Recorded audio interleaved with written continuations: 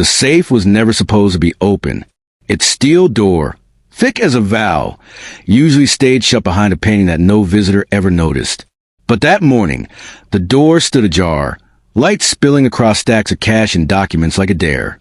From the shadowed balcony above the study, Andrew Caldwell held his breath and waited. He told himself he needed the truth, that certainty was better than trust. What he didn't know was that within minutes, the quiet courage of one woman would dismantle a lifetime of suspicion and leave him weeping in a room he thought money had made unbreakable. Andrew Caldwell was a Christian man by upbringing, a self-made millionaire by relentless effort, and a skeptic by survival. He grew up in a small town in the United States where his father preached discipline and his mother taught prayer. Andrew learned early that effort brought reward, but he also learned that people could disappoint. As his businesses grew, from logistics to real estate to investments, so did his walls. Betrayals hardened him. Partnerships collapsed. Friends faded. He replaced trust with systems, cameras, locks, and contracts. Wealth made him powerful, but it also made him lonely. The house reflected that loneliness.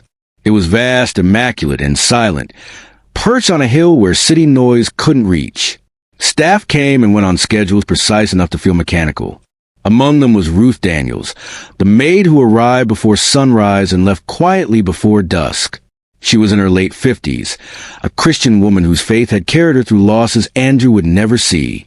She spoke little, worked carefully, and treated the house as if it were someone else's prayer.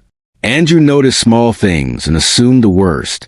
A few dollars missing from a counter, a watch moved from one drawer to another, a document set slightly out of order.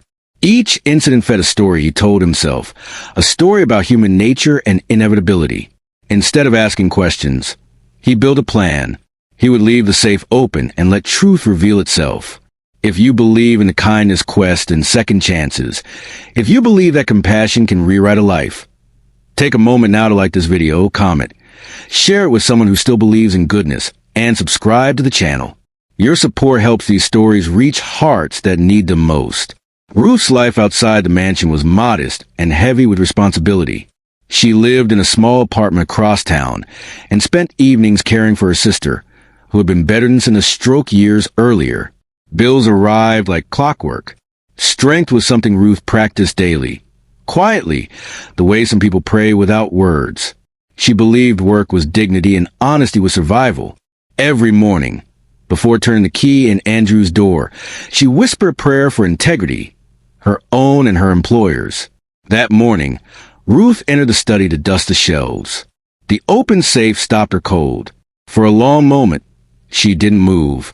The room felt charged, as if it were asking her a question she hadn't prepared for.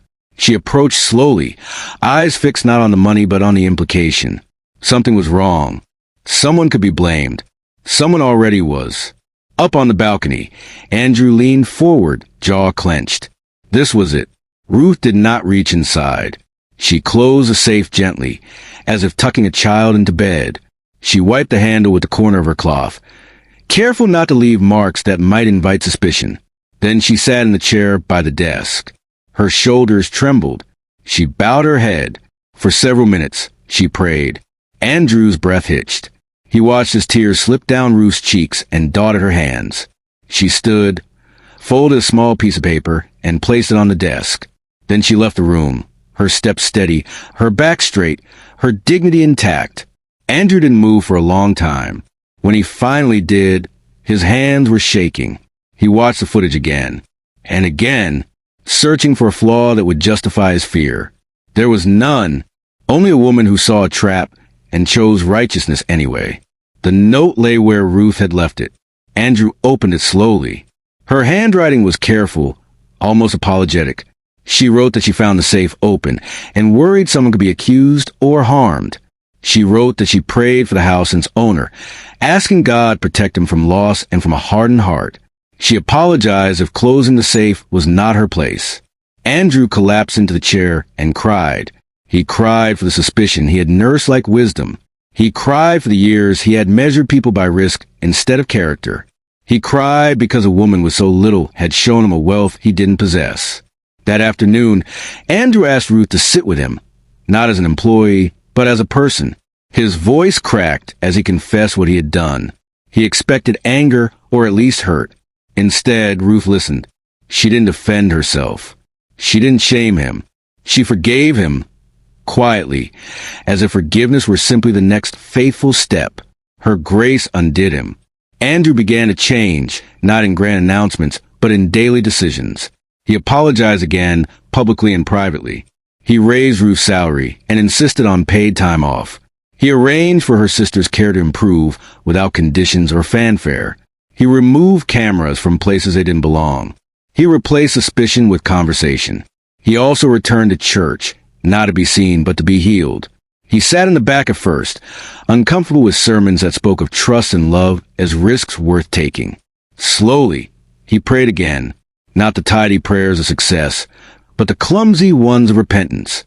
Ruth continued her work, but the house felt different now, warmer. Andrew learned her story in pieces. The years of caregiving, the nights of worry, the faith that it held when nothing else did. He realized he'd been guarding a safe while leaving his heart unlocked to fear. The greatest test came months later. A business crisis struck, sharp and sudden. Money moved fast. Decisions needed trust. Andrew felt the old instinct rise, to close ranks, to test everyone, to assume the worst. Instead, he remembered the closed safe and the prayer in the chair. He chose transparency. He chose people. The crisis passed, not without cost, but without betrayal. If this story touched your heart, if it reminded you that integrity still matters and kindness still wins, please like this video, share it with someone who needs hope, and subscribe to the channel so more stories like this can be told. Before the ending, we have a special request. Comment below and share what the story made you feel, or write the word trust if you believe it can still change lives. Andrew never left the safe open again. He didn't need to. He learned that the strongest locks are not made of steel, and the greatest security doesn't sit behind a painting. It lives in the quiet courage of a woman who chose honesty when no one was watching, and in a millionaire who finally learned that true wealth is measured by the tears that teach you how to love.